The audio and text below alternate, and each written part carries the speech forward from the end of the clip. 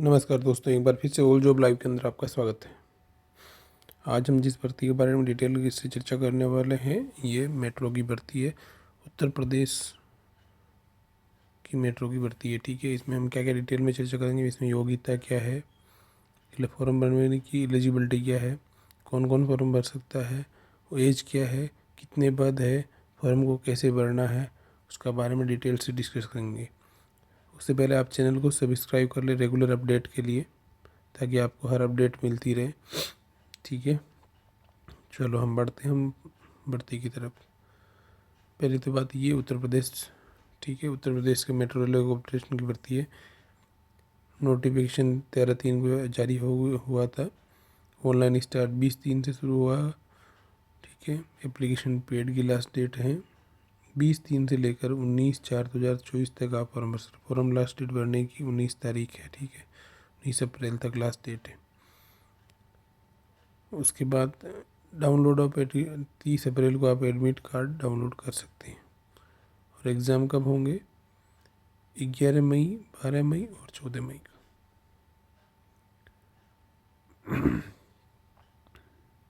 तो ये metro, Uttar Pradesh metro की भर्ती है। कौन कौन से पद की भर्ती है ये हम बाद में इसमें देखते हैं। ये है असिस्टेंट मैनेजर की भर्ती, जिसकी पेमेंट है 50,000 से लेकर 1,60,000 के बीच में। इसमें टोटल पद हैं 11। कितने? 11 पद हैं। ठीक है, इसमें वुमेन भी भर सकती है। इसके लिए आपकी योग्यता होनी चाहिए BA BTech। ठीक है, और 60% के साथ होनी चाहिए।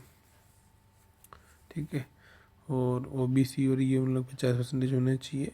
ठीक है, इनकी एज 21 से 28 होनी चाहिए। ये इसको एजुकेटिव टेक्निकल की पोस्ट है। ठीक है, उसके बाद असिस्टेंट मैनेजर ST की, उसकी पेमेंट है 50,000 से लेकर 1,60,000 के बीच में। इसकी टोटल 6 पोस्टें हैं। इसमें वुमेन भी अप्लाई कर सकती है। इसमें BA BTech होनी चाहिए इलेक्ट्रॉनिक्स के अंदर 60% के साथ मिनिमम। और बाकी SC ST OBC वालों के लिए 50% होनी चाहिए। एज 21 से 28 है। ठीक है, एजुकेटिव टेक्निकल की पोस्ट है। उसके बाद असिस्टेंट मैनेजर ऑपरेशन की है हुई है, उसकी भी सेम पेमेंट है। 3 पोस्टें हैं। BA BTech होनी चाहिए, 21 से 28 एज होनी चाहिए। उसके बाद असिस्टेंट मैनेजर IT की है।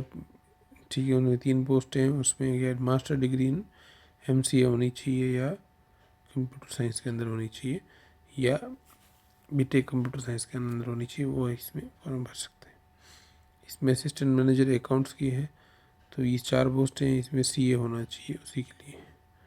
ठीक है, उसके बाद असिस्टेंट मैनेजर आर्किटेक्ट है, तो एक पोस्ट है, सेम पेमेंट है, BR की हुई होनी चाहिए। उसके बाद असिस्टेंट मैनेजर ह्यूमन रिसोर्स है, 2 पोस्टें हैं। इसमें फुल टाइम MBA होनी चाहिए या PGDM होनी चाहिए, और 60% के साथ होनी चाहिए। 21 से 28 एज है। उसके बाद असिस्टेंट मैनेजर पब्लिक रिलेशंस के लिए होनी चाहिए, तो मास्टर मास कम्युनिकेशन के अंदर होनी चाहिए 60% के साथ। एक पोस्ट है। असिस्टेंट कंपनी सेक्रेटरी एक पोस्ट है, और इसमें इंस्टीट्यूट ऑफ कंपनी सेक्रेटरीज के साथ मेंबरशिप होनी चाहिए। ठीक है, उसके बाद नेक्स्ट नॉन एग्जीक्यूटिव पोस्ट है। वो एग्जीक्यूटिव पोस्ट थी, ये नॉन एग्जीक्यूटिव पोस्ट है। इसमें जूनियर इंजीनियर की पोस्ट है। टोटल 88 पोस्ट हैं। इसमें क्या होना चाहिए, इलेक्ट्रिकल में 3 साल का पॉलिटेक्निकल डिप्लोमा है तो भी आप अप्लाई कर सकते हैं, और 60% मिनिमम चाहिए। और EWS OBC वालों को 50% चाहिए, 21 से 28 एज होनी चाहिए। ठीक है, उसके बाद नेक्स्ट है जूनियर इंजीनियर JEE की पोस्टें हैं। वो टोटल 44 पोस्टें हैं। ठीक है, इसमें भी सेम पॉलिटेक्निकल डिप्लोमा आना चाहिए इलेक्ट्रॉनिक्स के अंदर। ठीक है, 60% के साथ। उसके बाद है स्टेशन कंट्रोलर की वो पोस्ट। ठीक है, इसके लिए 155 पोस्टें हैं।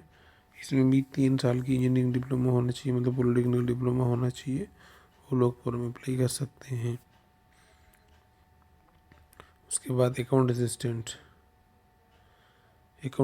की पोस्ट 8 पोस्टें दी हुई है। उसके लिए BCom होनी चाहिए, 60% मिनिमम होने चाहिए। और ओबीसी वालों के लिए 50 होना चाहिए। उसके बाद ऑफिस असिस्टेंट होना चाहिए। ऑफिस असिस्टेंट के लिए कितनी पोस्टें, 4 पोस्टें हैं। इसके लिए भी ग्रेजुएशन होनी चाहिए, 60% होगा 7। उसके बाद पब्लिक रिलेशन असिस्टेंट होना चाहिए। इसके लिए भी मास कम्युनिकेशन के अंदर वो चाहिए, 4 पोस्टें हैं, एज 21 से 28 है, ठीक है। उसके बाद मेंटेनर इलेक्ट्रिकल चाहिए, 78 पोस्टें। इसके लिए ITI चाहिए, ठीक है, 60% होगी, 7 मिनिमम। उसके बाद मेंटेनर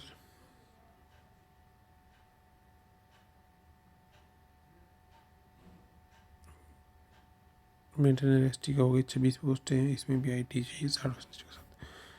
बेसिकली ये भर्ती किसके लिए है, BTech वालों के लिए, पॉलिटेक्निकल डिप्लोमा वालों के लिए, ITI वालों के लिए, CA के लिए, कंपनी सेक्रेटरी के लिए और कंप्यूटर MCA वालों के लिए। इतने लोग इसमें फॉर्म भर सकते हैं, एलिजिबल हैं, जिनकी ये योग्यता है। वो लोग इसको भर्ती को आराम से देखे, अच्छे से देखे। वैसे बाकी लोग भी देख सकते हैं, ताकि आप अपने दोस्तों बच्चों को गाइडेंस कर सकते हैं कैसे भर्ती आती है, कैसे फॉर्म भरना, कैसे, ठीक है। क्वालिफिकेशन के बारे में हमने डिटेल में डिस्कशन कर ही लिया कि हर एक को जो भी है उसके पास 4% मिनिमम चाहिए। जनरल के लिए, SC ST OBC के लिए, OBC और EWS के लिए 50% चाहिए, और SC ST के लिए परसेंटेज का वो नहीं है, ठीक है। जो प्रोफाइल वो अलग अलग रहेगा ही, आपको उसका कोई है नहीं, ठीक है। सिलेक्शन प्रोसेस क्या रहेगा, इसका एग्ज़ाम के थ्रू सिलेक्शन प्रोसेस होगा, ठीक है। रिटन एग्ज़ाम होगा, डॉक्यूमेंट वेरिफिकेशंस हो गए और सिलेक्शन है, ठीक है, सबका बनाना है। फिर उसके बाद मेडिकल स्टूडेंट तो है ही है, जो नॉर्मल मेडिकल स्टूडेंट वगैरह रहता है उसके अंदर, ठीक है। रिटन टेस्ट क्या होगा, कंप्यूटर बेस्ड टेस्ट होगा, ठीक है। कंप्यूटर बेस्ड टेस्ट के अंदर बाइलिंगुअल होगा, मल्टीपल चॉइस क्वेश्चन आएंगे, ठीक है। टोटल 140 क्वेश्चन होंगे। बाकी दूसरे वालों के लिए 100 क्वेश्चन होंगे। नेगेटिव मार्किंग होगी 1/3 की, ठीक है। CBT based. Examination centres Agra, Aligarh, Bareilly, Ghaziabad, Gorakhpur, basically Lucknow के अंदर ही होगा, लखनऊ से बाहर नहीं आएगा, ठीक है। और ओरिजिनल एक ID कार्ड जब आप एग्ज़ाम के लिए जाएंगे तब आपके पास होना चाहिए, ठीक है। आपको जब आपका सिलेक्शन हो जाता है तो आपको एक बॉन्ड देना पड़ेगा, ठीक है, अलग अलग पोस्टों के लिए इतना, ताकि आप छोड़ के जाएँ तो ट्रेनिंग का लॉस उनको भरपाई करनी पड़ेगी, ठीक है। तो ये सारी चीज़ें हैं, ट्रेनिंग प्रोफेशन ये सब तो हुई है। आपको पेन अलाउंसेज DA वगैरह एज पर गवर्नमेंट नॉर्म्स आपको मिलेंगी। रिजर्वेशन आपको एज पर गवर्नमेंट नॉर्म सही है, ठीक है। सिलेक्शन है वो, रिजर्वेशन है वो यहाँ UP वालों के लिए है, बाकी अदर कैंडिडेट के लिए क्या है, रिजर्वेशन नहीं है। वो जनरल कैटेगरी से फॉर्म भर सकते हैं। Exservicemen of UP dependent on freedom fighter and women. Exserviceman भी UP की ही होनी चाहिए, बाकी कहीं के एक्सरिचमेंट नहीं होते हैं, ठीक है। बाकी जनरल कैटेगरी से सब लोग फॉर्म भर सकते हैं, इसमें कोई दिक्कत नहीं, ऑल इंडिया भर सकते हैं, ठीक है। एज रिलैक्सेशन में बता ही दिया है, SC ST OBC के लिए 5 साल का है, ठीक है। एज पर गवर्नमेंट नॉर्म्स है, इसमें कोई दिक्कत है नहीं,